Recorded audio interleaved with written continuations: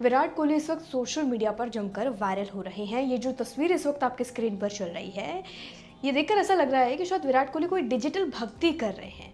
विराट कोहली के हाथ में ये पिंक कलर का डिवाइस आखिर है क्या, जानते हैं इस वीडियो में इस डिवाइस के बारे में और विराट कोहली इसके साथ कर क्या रहे हैं, इन सवालों के जवाब। विराट कोहली ने सोमवार को टेस्ट परफॉर्मेंस से संन्यास की घोषणा की और ठीक एक दिन बाद उन्हें अपनी पत्नी अनुष्का शर्मा के साथ वृंदावन में श्री प्रेमानंद गोविंद शरण जी महाराज के केली कुंज आश्रम में देखा गया। उनकी वीडियो और तस्वीरें सोशल मीडिया पर जमकर वायरल हो रही हैं, जिसमें उन्हें श्री प्रेमानंद महाराज जी के आशीर्वाद लेते हुए देखा जा सकता है।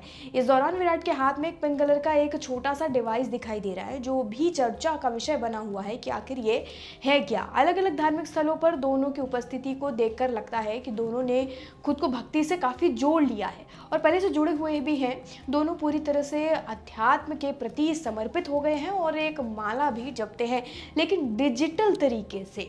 अब मैं आपको समझा देती हूँ कि ये डिजिटल माला आखिर है क्या, क्यों इसे लोग लेकर ट्रैवल करते हैं। पहली बात तो मैं आपको बता दूं, जो रियल माला होती है, जो इस वक्त आपकी स्क्रीन पर चल रही है, जिसकी तस्वीर, ये वो माला है जिसे आप कहीं भी लेकर नहीं जा सकते।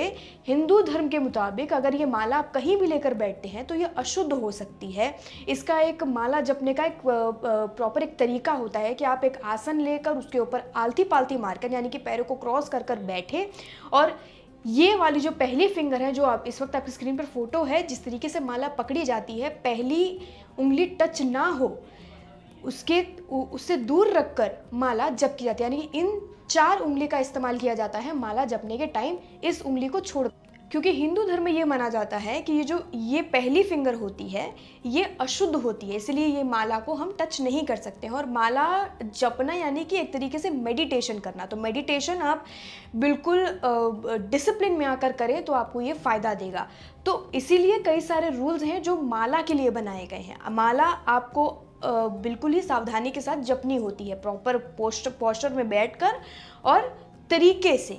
और कुछ लोग, जो बैग दिख रहा है आपको इस आपकी स्क्रीन पर, कुछ लोग बैग में डालकर करते हैं सावधानी ज़्यादा बरतने के लिए, ताकि ये फिंगर कहीं से भी माला टच ना हो। अगर टच हो जाती है तो आपको गंगा जल से धोकर उसे फिर से रखकर उसकी पूजा करके आपको फिर से वो इस्तेमाल करनी होगी। यानी कि आपको प्रोसेस फिर से रिपीट करना होगा उसे नई माला बनाने के लिए। कुछ लोग तो यूज़ भी नहीं करते हैं, नई माला वो परचेस करके लेके आते हैं, मंदिर से कहीं से खरीद के लेके आते हैं, उसे पेड़ों या फिर कहीं पौधों में चढ़ा देते हैं। ये सब प्रोसेस लोग करते हैं, तो इसलिए प्रॉपर बैग में हाथ डालकर उसे माला जपने का काम करते हैं, जो इस वक्त आपकी स्क्रीन पर है। तो ये तमाम चीज़ें होती हैं माला को लेकर, इसीलिए डिजिटल तरीका निकाला गया है भक्ति करने के लिए, माला जपने के लिए। अब ये जो मशीन है, इसमें क्या होता है कि जितनी बार आप भगवान का नाम ले रहे हैं, उतनी बार ये जो बटन आपकी स्क्रीन पर दिख रहा है मशीन में, वो बटन आप प्रेस करते हैं। जय माता दी, ओम नमः शिवाय, उतनी बार आप उसको प्रेस करो और वो काउंट कर रहा है, वो उतनी बार काउंट हो रहा है जितनी बार प्रेस करेंगे।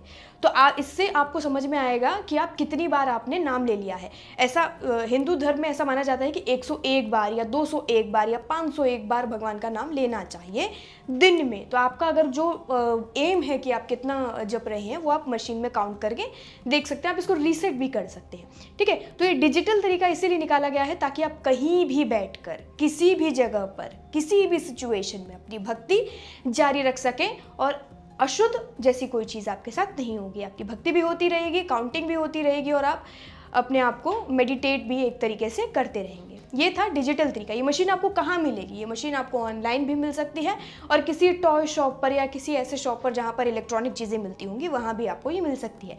इसका प्राइस क्या है? इसका प्राइस सिर्फ 150 से लेकर 200 के बीच में इसका प्राइस है। ऑनलाइन भी आपको 150 की मिल जाएगी या फिर 200 रुपीज़, या ज़्यादा से ज़्यादा अगर आप ज़्यादा लेते हैं तो 250 तक की आपको ये मिल जाएगी।